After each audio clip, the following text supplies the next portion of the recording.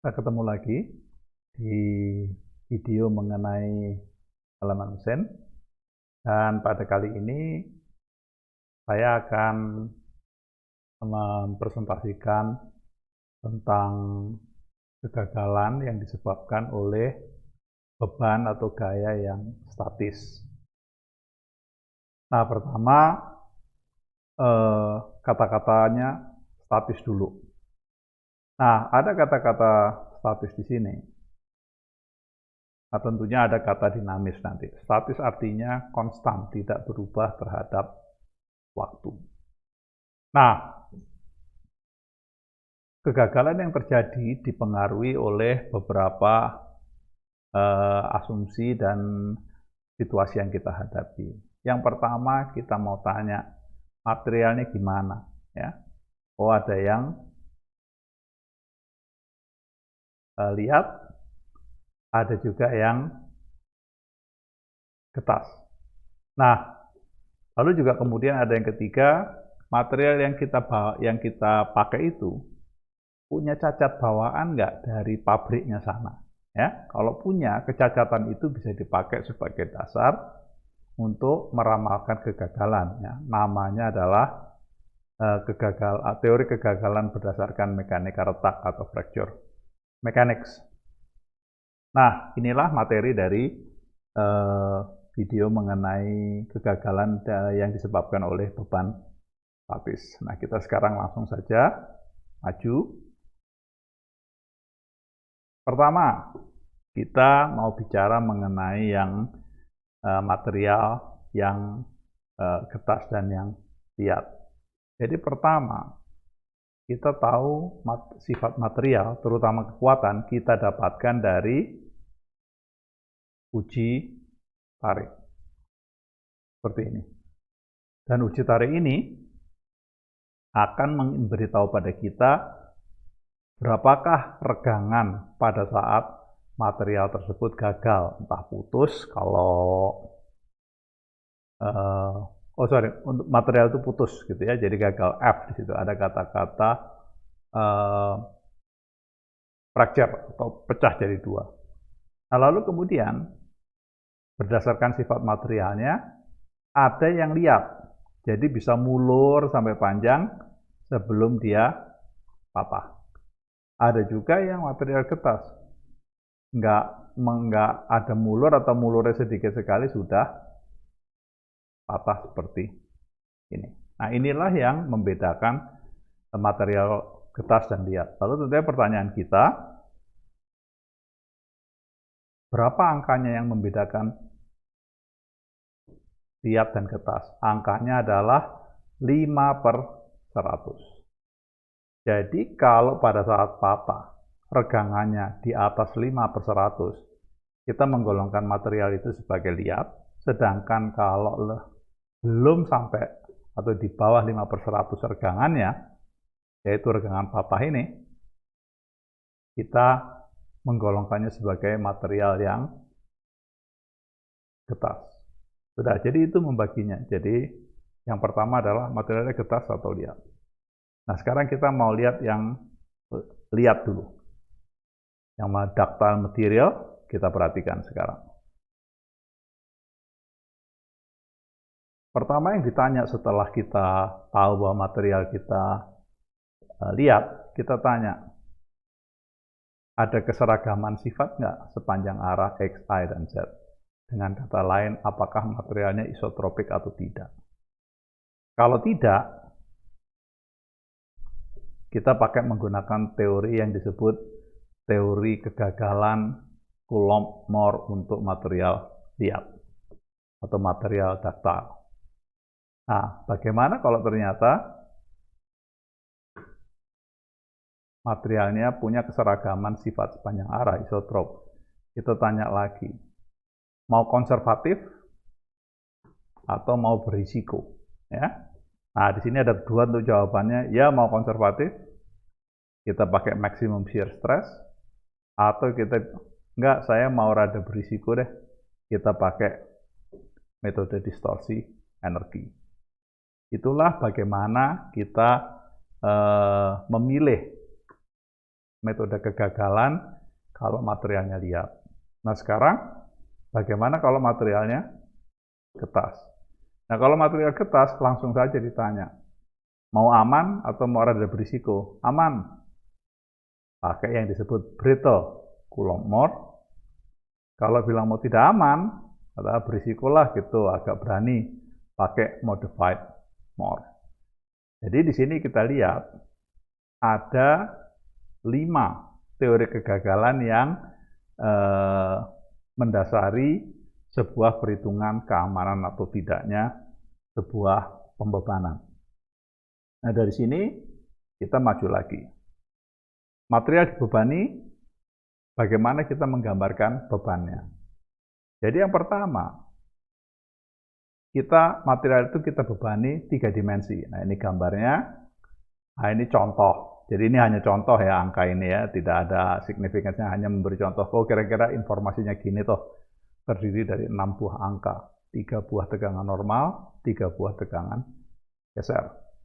Nah setelah kita punya informasi mengenai beban ini, kita menggunakan lingkaran Mohr untuk menghitung 3 buah tegangan normal utama dan sebuah tegangan geser maksimum. Nah, kalau menggunakan angka di atas, inilah yang kita dapatkan. Ada 4 angka yang kita dapatkan, dan tentunya tinggal pakai kalkulator untuk lingkaran Mohr, bisa dicari di online. Pada kali ini kita tidak membahas mengenai bagaimana rumus menghitung 3 tegangan normal utama dan tegangan geser maksimum. Kita langsung dapat. Nah, setelah ini, kemudian ini beban. Sekarang kita mau maju sedikit mengenai kekuatan, jadi sifat materialnya. Nah, pertama, sifat material kita dapat dari mana? Oh, dari tegangan tarik. Nah, kalau tegangan tarik, si state of stress-nya seperti apa? Jadi kalau kita lihat di sini, kalau itu tegangan tarik, maka semuanya dicoret kecuali si tegangan normal satu arah ya, dalam hal ini misalnya X ya. Nah, seperti ini. Nah, pada saat sebuah loading state of stress-nya hanya punya satu tegangan normal, state of stress tersebut dinamakan sebagai uniaxial state of stress. Seperti apa? Yaitu lingkaran Mohr-nya seperti yang terlihat di sini. Ya, otomatis kita bisa tahu berapa tegangan utamanya. Ya ini sigma 1, satu lagi yang 2 sisanya 0. Terus kemudian berapa tegangan geser maksimum. Nah, lalu kemudian kita lihat. Ini kita material lihat ya. Ini saya anggap sebagai kegagalan. Ya, dia yielding di sini. Lalu pada saat yielding gini, lingkaran Mohr-nya bilang apa? Lingkaran bilang Mohr adalah tegangannya pasti sama dengan yield strength. Nah, seperti itu. Nah, sehingga kita kemudian membuat sebuah asosiasi. Kalau yang ini dinamakan yield strength dalam arah normal, maka kita juga mendefinisikan yield strength dalam arah geser. Makanya di sini tulisannya SSY. Subscript S-nya menyatakan shear, Y-nya menyatakan yielding. Dan dari gambar lingkaran Mohr sudah kelihatan jarak ini adalah setengah dari kekuatan. Nah, dengan demikian kita sekarang bisa tahu, kita bisa mendefinisikan yang disebut dengan kekuatan yielding untuk gaya geser. Nah, kenapa kok ini perlu?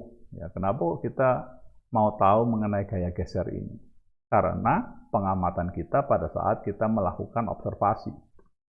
Jadi pada saat kita melakukan uji tarik, konfigurasinya begini ya, terus kemudian state of stress-nya begini, pada saat patah, kita melihat ini realita. Jadi memang kok bidang patahnya kok miring dan angkanya 45 derajat. Dan kemudian ini kita asosiasikan dengan lingkaran Moore ini. Nah, ya. Setelah lingkaran Moore dibuat, sudah dikasih tahu tadi uniaxial state of stress, kita tahu bahwa ini ada sudut 90 derajat, yaitu 2 kali 45. Sehingga kita bilang bahwa, jadi kalau gitu, tegangan 45 derajat ini pasti berhubungan dengan ini. Ya, atau dengan kata lain, nah, sehingga kita dari sini menyimpulkan bahwa untuk material liat yang menunjukkan fenomena bidang patahnya 45 derajat terhadap arah gaya tarik, yang menghancurkan material, yang menggagalkan material adalah gaya geser. Kenapa? Karena pada sudut 45 derajat yang tertulis di sini, yang mencapai maksimum adalah gaya gesernya. Sehingga kita ambil kesimpulan, inilah penyebab kegagalan material yang liat. Ya. Nah, dari sini kemudian kita mulai tahu, oke, kalau kayak gitu, ini nanti kita pakai. Nah, dari sini kita maju lagi. Tadi katanya three-dimensional state of stress. Nah, menghasilkan 3 tegangan normal utama atau principal stresses. Nah, kita lalu kemudian mencari kasus yang lebih sederhana supaya penyampaian materi ini lebih mudah dimengerti secara matematis. Jadi secara matematis saja. Pertama, saya punya 3 tegangan utama, ya. Yang kanan paling positif yaitu sigma A. Yang kiri yang paling negatif sigma B. Terus kemudian satu lagi yang tengah. Lalu saya bilang, saya membuat sebuah penyederhanaan di mana yang tengah ini harganya 0. Supaya apa? Supaya nanti saya lebih sederhana kasus yang saya hadapi. Nah, ini kasus yang pertama. Oke, bisa kalau kayak gitu. Nah, kalau kasusnya seperti ini, maka kita tahu pasti tegangan geser maksimum itu adalah sepanjang ini. Dan dengan mudah kita identifikasi pasti tegangan geser maksimum rumusnya adalah yang ini. Jadi perhatikan lingkarannya yang abu-abu, kita langsung tahu. Oh iya, separuh dari jarak antara tegangan utama yang paling positif sigma A dan tegangan utama yang paling negatif sigma B. Nah, lalu kemudian kasus kedua. Nih. Di mana kasus ini saya mengatakan bahwa tegangan utama yang paling negatif 0. Ya, saya ambil kasus yang ini supaya perhitungan saya sederhana. Maka saya akan punya sisa ini sigma A dan sigma B dasarnya ini. Ya. Nah, lalu kemudian tegangan geser maksimumnya ya tinggal bisa dilihat saja di gambarnya.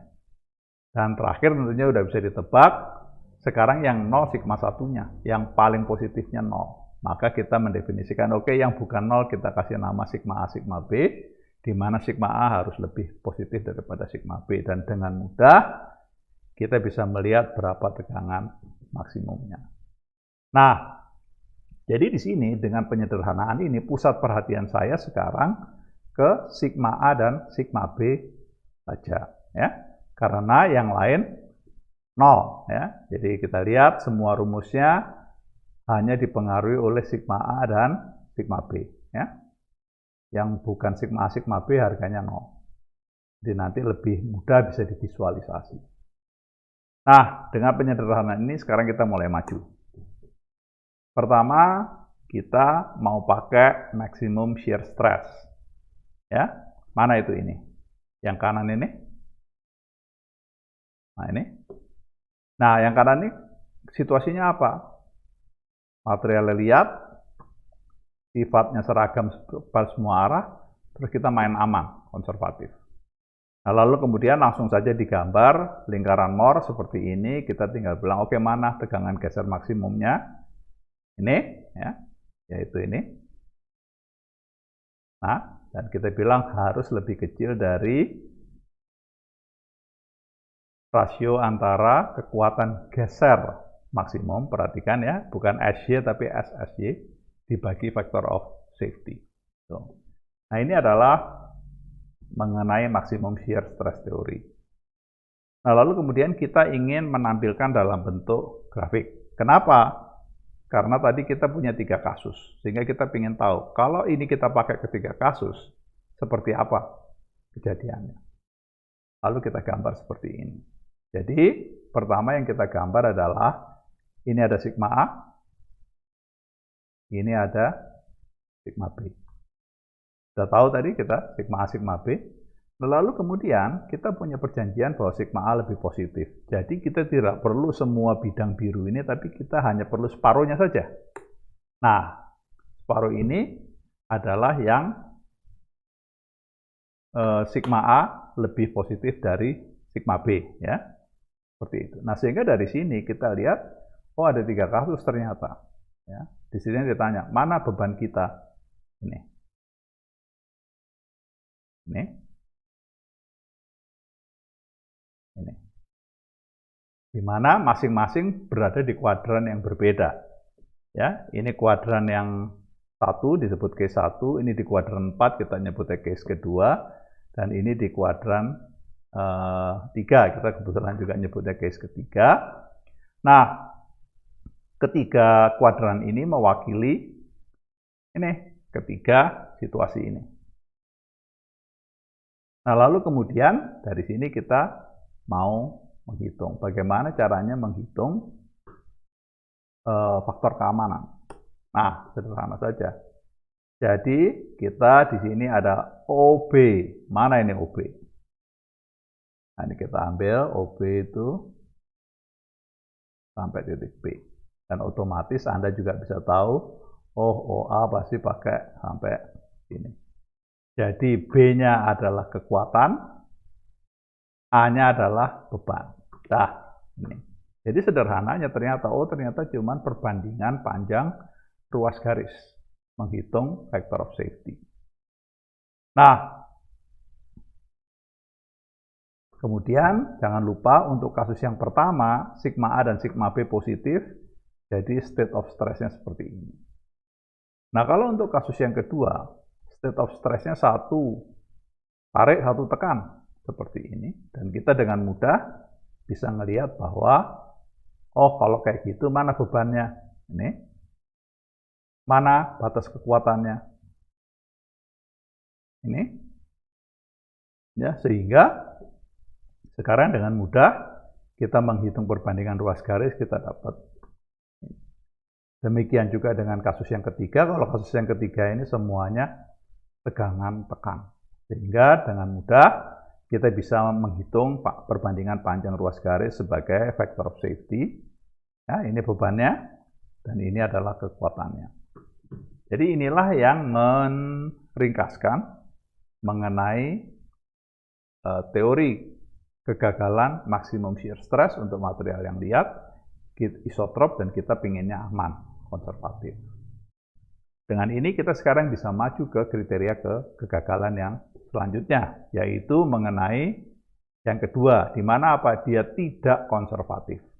Ya, sama dengan yang tadi, cuman yang ininya adalah ada kata-kata non-konservatif.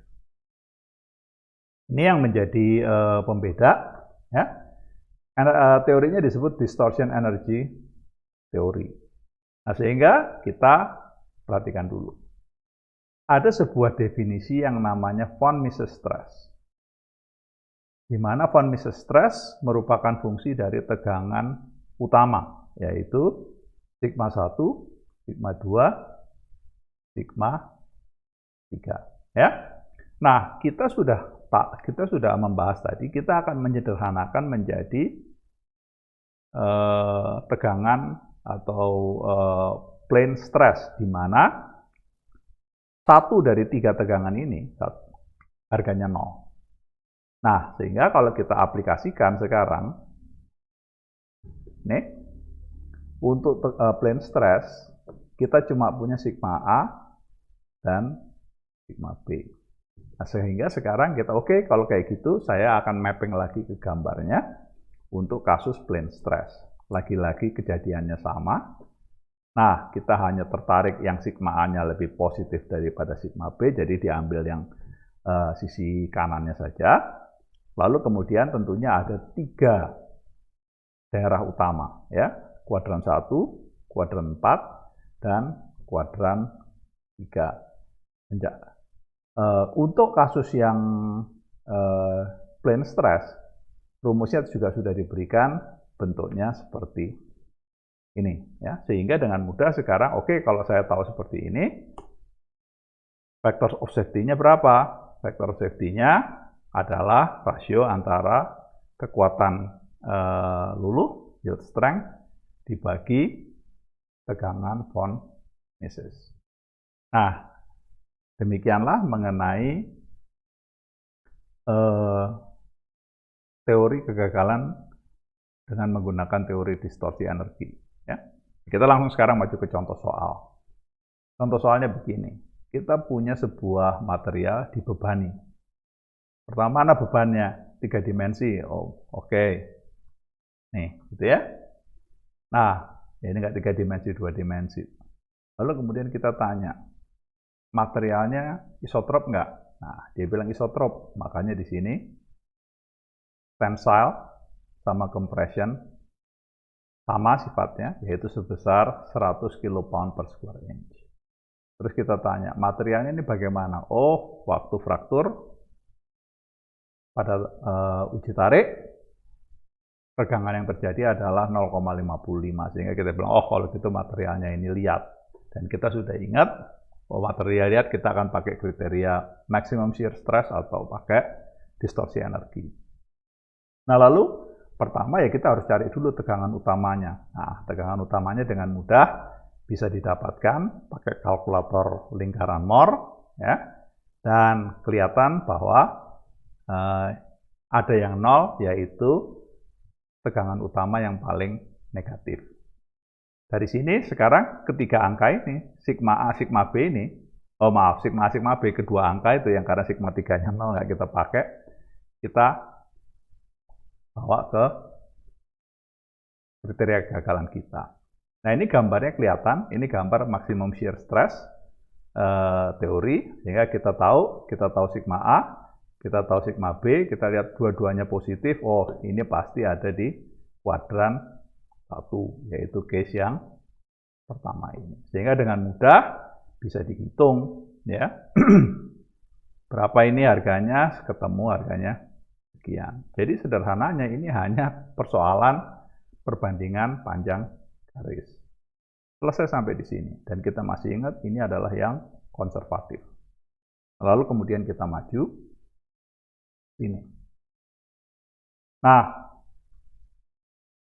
kita mau pakai teori distorsi energi, ya. Kita mau pakai ini, kemudian kita hitung berapa tegangan von Misesnya. Ketemu 59, kita hitung safety factornya ketemu 1,7. Nah, lalu kita bandingkan dengan yang sebelumnya. Sebelumnya yang pakai maksimum shear stress kita pakai 1,47, sehingga factor of safety-nya lebih besar. Ini yang disebut dengan konservatif. Dia bilang ini lebih aman. Ya. Kalau yang tadi, ini dia bilangnya ini kurang aman, misalnya kayak gitu. Yang ini enggak, ini angka factor of safety-nya lebih besar. Nah, sehingga buat kita bagaimana menginterpretasi ini dan hubungannya dengan masalah konservatif dan non-konservatif. Nah, kalau von Mises ini, yang von Mises ini, dia menggunakannya ini. Ya. Sementara kalau shear stress, dia menggunakan yang hijau. Jadi otomatis waktu kita menghitung perbandingan ruas garis, kita langsung melihat, oh iya, kalau pakai yang warnanya kuning ini, pasti dapat factor of safety-nya lebih besar, karena dia lebih jauh dari titik O, ya, titik 0 di sini. Nah, inilah yang merupakan sumber dari kata-kata konservatif sama non-konservatif, ya, seperti ini. Jadi masih ingat yang garis putus-putus ini adalah yang maximum shear stress theory yang kita bahas di slide ini. Ya. Sedangkan kita pakai distortion energy, pakai yang garisnya solid. Ya. Dan langsung kelihatan buat kita, oh ya, yang distortion energy itu non-konservatif. Dia nggak akan memberikan keputusan bahwa lebih aman ketimbang kalau dievaluasi menggunakan maximum shear stress theory. Nah, demikianlah perbandingan antara maximum shear stress dengan distortion energy. Masih untuk material, lihat kita mau yang ketiga, yaitu materialnya tidak lagi isotrop, tapi dia punya perbedaan sifat material jika pada arah yang berbeda. Dalam kasus ini diambil tension sama compression. Jadi kalau ditarik punya kekuatan yang beda dengan yang ditekan, dan umumnya kekuatan tekan itu lebih besar daripada kekuatan tarik, sehingga di dalam semua kasus selalu mengilustrasikan bahwa letak kekuatan compression lebih jauh daripada letak kekuatan tensile. Ya.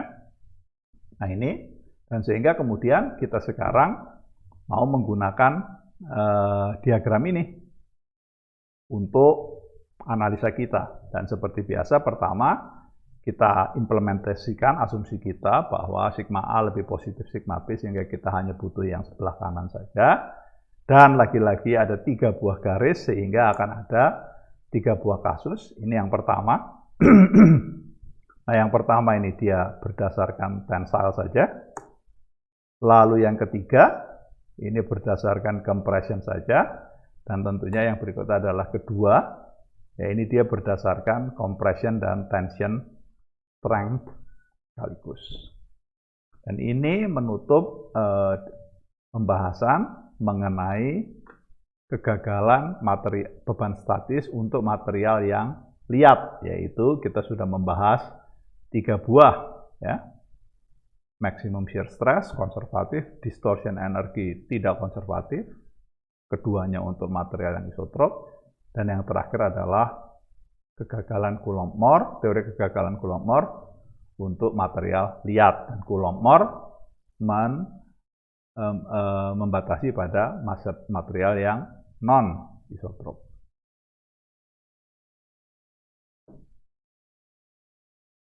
Nah, sekarang kita mau maju ke berikutnya, yaitu untuk material yang getas.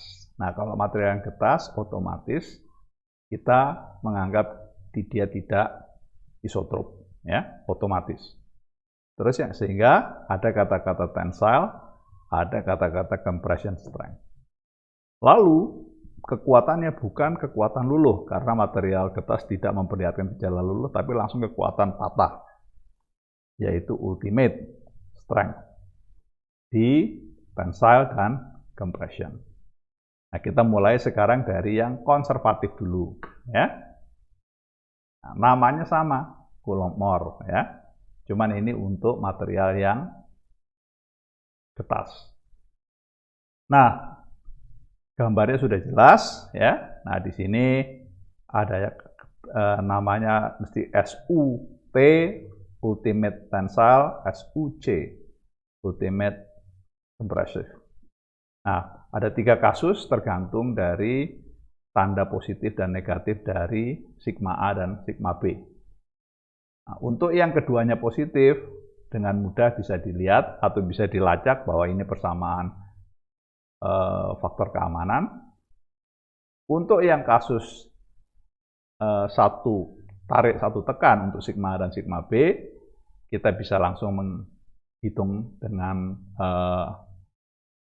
rasio panjang garis, ya, dengan mudah bisa dihitung.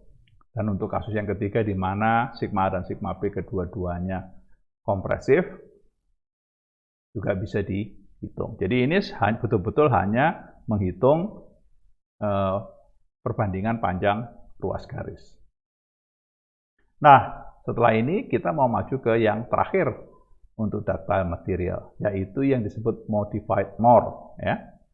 Nah, modified more ini untuk non-konservatif. Ya. Nah, kemudian bagaimana gambarnya? Gambarnya sebetulnya yang beda cuma ini aja. Nah, tadi gambar ini nggak ada nih. Ya, kita bandingkan. Nah, ini kan nggak ada ini. Ya. Nah, oke. Jadi itu rupanya. Sehingga sekarang kasusnya nggak 3 tapi 4. Ini kasus pertama, sama seperti yang sebelumnya. Nah, ini kasus yang baru tambahan. Ya, di mana tegangan sigma A dan sigma B, satu tekan, satu tarik. Lalu kemudian sigma A itu jauh lebih mendominasi daripada sigma B. Ya, nah pada saat kasus kejadiannya seperti itu, maka garisnya akan membentuk seperti yang terlihat pada slide ini. Dan rumus untuk factor of safety-nya dengan mudah bisa didapatkan. Nah, kasus kedua adalah kalau sekarang masih sama, satu positif, satu negatif. Tapi sekarang yang mendominasi adalah tegangan yang negatifnya. Ya. Nah, pada saat tegangan yang negatifnya mendominasi, garisnya lebih curam, yaitu yang ini, dengan mudah bisa dihitung berapa factor of safety-nya. Dan terakhir tentunya adalah kalau kedua tegangannya sigma A, sigma B negatif atau kompresif, kita ketemu rumusnya.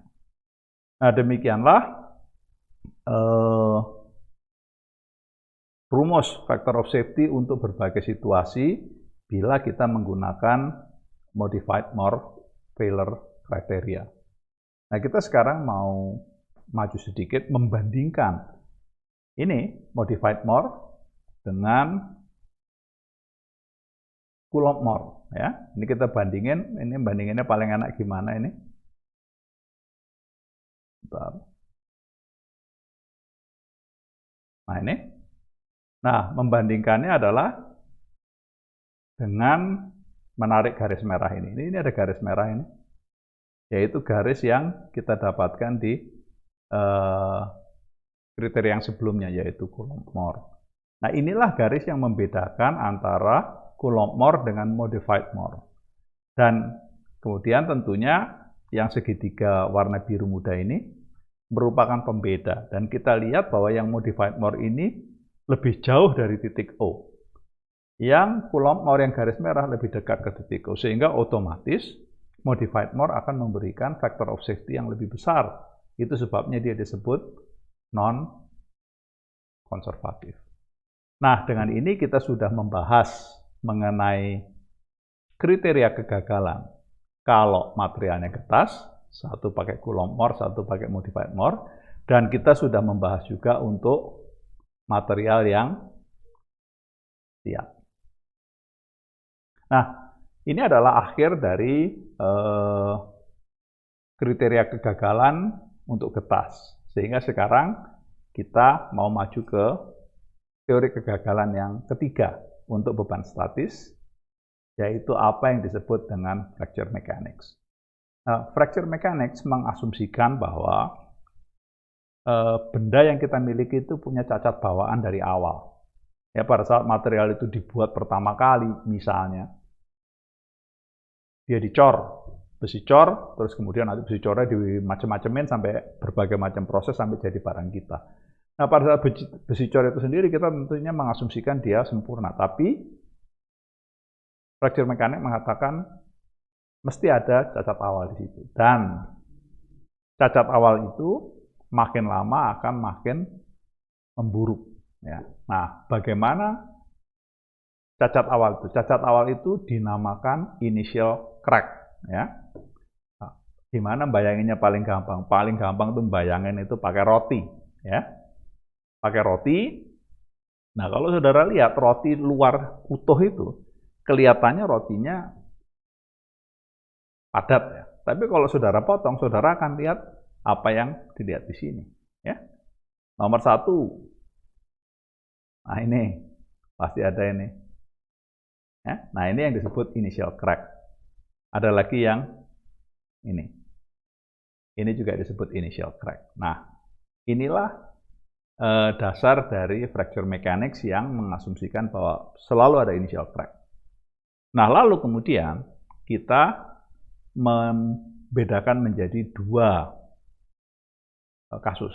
Yang pertama kasus seperti yang di sebelah kiri ini. Nah, ini satu lembar roti. Kita lihat crack-nya. Oh, crack-nya itu nembus dari sisi satu sampai sisi yang lain. Ya. Sementara kalau yang di atas ini, kita asumsikan rotinya utuh, kita nggak bisa melihat crack ini. Dengan kata lain, crack-nya ada di dalam material. Nah, crack seperti ini kita bagi menjadi ini yang disebut crack dua dimensi. Ya, yang ini adalah crack tiga dimensi. Ya, tuh. Nah, kita mulai dengan crack yang tiga dimensi. Ilustrasinya adalah seperti ini. Ya, ini kayak yang abu-abu dianggap roti, gitu ya. Lalu di dalamnya ada crack, dan yang terang, crack-nya lebih kecil daripada tebalnya roti. Sehingga dia ada di dalam. Sedangkan untuk yang 2D, dia sama dengan. Jadi keseluruhannya mengalami crack. Nah, inilah model geometri atau model dimensi dari crack dan benda kita. Nah, berangkat dari sini, sekarang kita baru investigasi, dan kita mau investigasi dulu yang dua dimensi. Nah, seperti diilustrasikan di sini, bendanya mesti tipis, ya seperti roti yang ini. Ini rotinya tipis sehingga crack-nya bisa tembus dari satu sisi sampai sisi lain. Nah, permodelan ini disebut permodelan thin plate. Ya, jadi roti atau plate-nya tadi tipis. Nah, lalu kemudian kita punya sifat material. Kalau sebelumnya sifat material ada kekuatan, sekarang sifat materialnya lain. Namanya adalah critical stress intensity factor. Ya, ini sifat material. Lalu pembebanannya. Ini yang disebut dengan gross stress, betul-betul sederhana tergantung dari P. Nih. Dan dimensi dari si platnya, yaitu ini lebar platnya, sama satu lagi dari tebal platnya. Ya. Perhatikan angka 2 di sini, karena angka 2 ini dia pakainya adalah pakai 2W. Kenapa kok kayak gitu? Karena ini simetri. Ya, plat ini simetri kiri kanan sehingga itu yang dia bilang saya hanya perlu informasi separuh dari seluruhan plat karena dia kayak cermin. Nah, lalu kemudian tinggal crack-nya. Crack itu ditentukan oleh 3 hal. Nomor 1, letaknya. Nomor 2, bentuknya tadi 2 dimensi atau 3 dimensi. Adalah satu lagi ukurannya. Dalam hal ini adalah ini ya. Nah, faktor crack ini dinyatakan di yang nomor 2. Sehingga sekarang algoritmanya adalah kalau benda ini punya crack awal, seperti terlihat di sini, lalu benda ini punya bentuk dan ukuran seperti yang terlihat pada gambar kita bebani dengan P, maka kita tahu bahwa P ini akan menimbulkan apa yang disebut dengan gross stress. Lalu gross stress ini digabung dengan crack akan menimbulkan stress intensity factor. Nah, lalu kemudian yang berikutnya kita ingin tahu stress intensity factor yang terjadi karena beban dan crack ini apakah masih aman dibanding sifat material kita. Ya. Nah, sifat material kita ini apa? Namanya adalah critical stress intensity factor. Dan ini sifat ini hanya terbatas untuk satu plat yang tebalnya 1 inci. Kalau plat Anda tebalnya bukan 1 inci, tabel ini tidak berlaku. Dengan kata lain, hal-hal yang mempengaruhi sifat material critical stress intensity factor adalah nomor 1, tentunya materialnya. Nomor 2, berapa temperaturnya. Ya, Anda perhatikan bahwa ini materialnya sama, tapi harganya beda hanya karena temperaturnya beda. Terus satu lagi adalah tebal plat. Ya. Ini seperti ini. Dan lalu kemudian, ini tadi masih sama. Nah, langsung kita pakai contoh. Kita pakai contoh, ini platnya, lalu dikasih tahu ini berapa, material ini sifatnya apa. Sifatnya dikasih tahu ini nih. Ya, stress intensity factor. Dan ini kebetulan 2D, jadi mudah saja. Lalu kemudian, ukurannya mana, ada kelihatan, sehingga kita tanya berapa si hubungan antara gaya dengan gross stress. Ya. Ini, seperti ini. Ya. Lalu kemudian kita punya rumusnya yaitu tadi seperti ini di sebelumnya, sehingga kita tahu sekarang. Kita tahu ukuran crack, kita tahu material. Yang kita nggak tahu adalah si ini. Ya. Nah, lalu kemudian dari sini kita lihat bahwa sigma gross ini harus sama dengan sekian. Sehingga kita lihat, kalau ini kita jadi nggak tahu, dari mana sumber ketidaktahuannya. Kita ingin tahu besarnya P ini berapa. Nah, sehingga sekarang kita dari sini, kita substitusi ke sini, kita mendapatkan P adalah sebesar hampir 17.000 pound force. Nah, inilah contoh mengenai penggunaan fracture mechanic failure theory untuk plat tipis. Nah, sekarang dari sini kita maju ke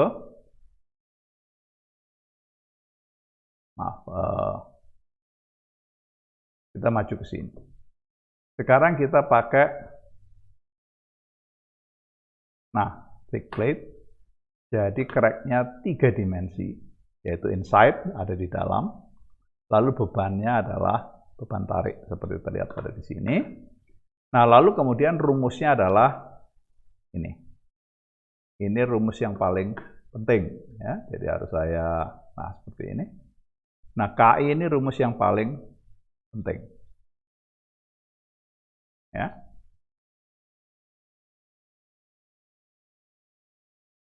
Ini yang rumus yang paling penting ini KI ini. Nah, apa dia merupakan fungsi apa? Merupakan fungsi dari gross stress, merupakan fungsi dari tebal dari crack, dan satu lagi merupakan fungsi dari kekuatan luluh. Ya. Nah, kemudian rumus-rumus ini hanya berlaku untuk kondisi yang di sini. Ya. Nah, kalau kondisi dimensi yang berlaku di sini ini beda dari yang baru yang kita perlihatkan, maka rumus ini tidak berlaku. Akan ada rumus yang lain. Nah, di sini kita membatasi diri kita pada situasi-situasi yang memenuhi ini, ya. Nah, lalu kemudian kita maju.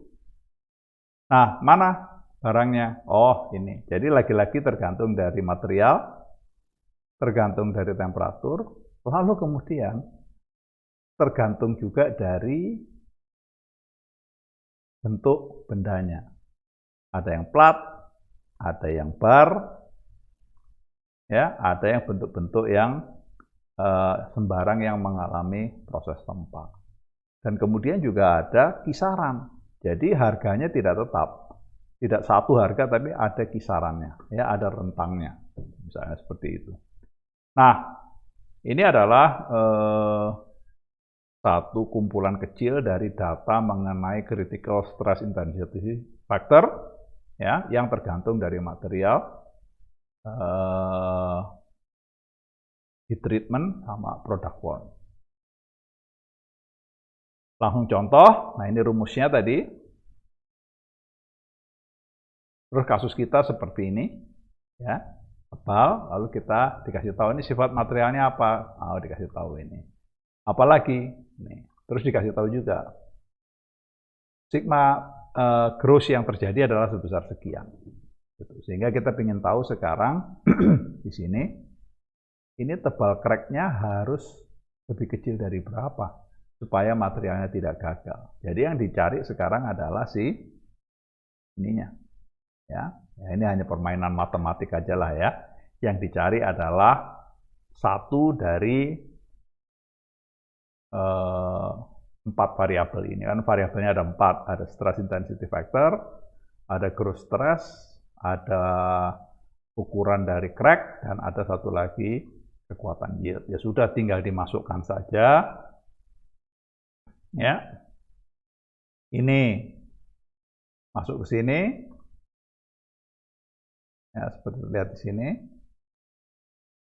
Lalu ini masuk ke sini. Ya, nah ini kalau kemudian yaitu ini. Ini kalau dikalikan itu hasilnya akan 87,6. Lalu kemudian ini kedua ini dimasukkan ke ini ya, dapatnya itu. Sehingga kita sekarang bisa dapat, oh kalau kayak gitu ketemu bahwa si tebalnya si crack ini tidak boleh lebih dari 0,2 inci gitu. Nah, ini adalah contoh mengenai thick plate ya, jadi platnya tebal. Nah, lalu kemudian rumusnya itu banyak berbeda-beda. Nah, kita ambil pakai grafis. Jadi, ini kasus yang kita sudah bahas tadi ya. Nah, apa yang dicari di sini? Kasus ini apa? Ini through the thickness. Jadi tipis platnya, terus kemudian uniform uniaxial tensile. Jadi betul-betul murni tarik. Ya. Lalu kemudian di sini yang penting adalah letak dan ukuran dari crack, mana cracknya. Nah, ya. Lalu dari sini kita maju gimana caranya pakai diagram ini.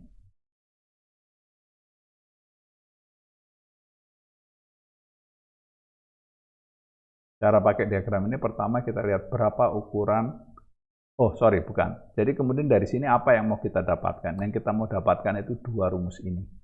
Ya, kita mau menghitung ini. Dari sini kemudian kita mendapatkan ini. Dan keduanya kemudian kita bandingkan dengan stress intensity factor gitu. Nah, ini adalah penggunaan dari si diagram ini ya. Nah, bagaimana cara menggunakannya sederhana. Kita tanya berapa ukuran crack-nya. Nih, jadi ukuran crack-nya lalu jodohkan dengan letak crack-nya ya. Kalau yang tadi ukuran crack-nya, ini letaknya crack-nya. Nah, kita jodohkan misalnya setengah. Lalu kemudian kita dapatkan harga lainnya. Bersama nanti dengan si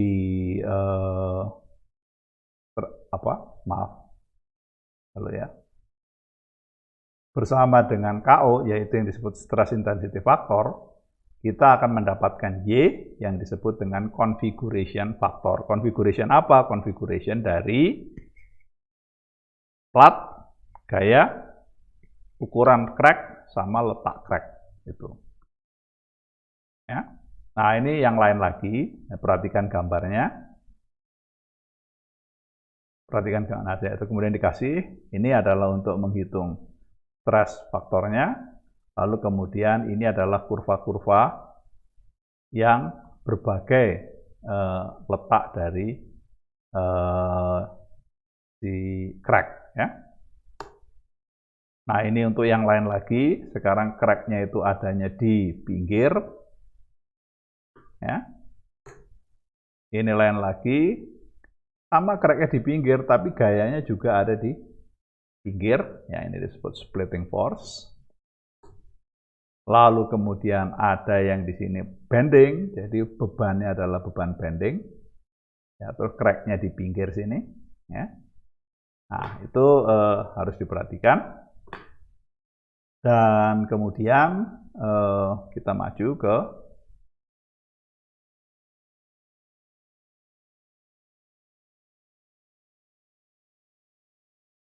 ini bentuknya silinder, lalu kemudian crack-nya ada di pinggir sini. Nah ini, ya. Nah, kemudian yang ini adalah dia bukan tensile ini, nanti dulu. Ini harusnya ini pressure, ya. Nah ini gambar di sini ini saya perbesar jadi seperti ini. Nah, ya. Nah, inilah slide terakhir dari fracture mechanics. Dan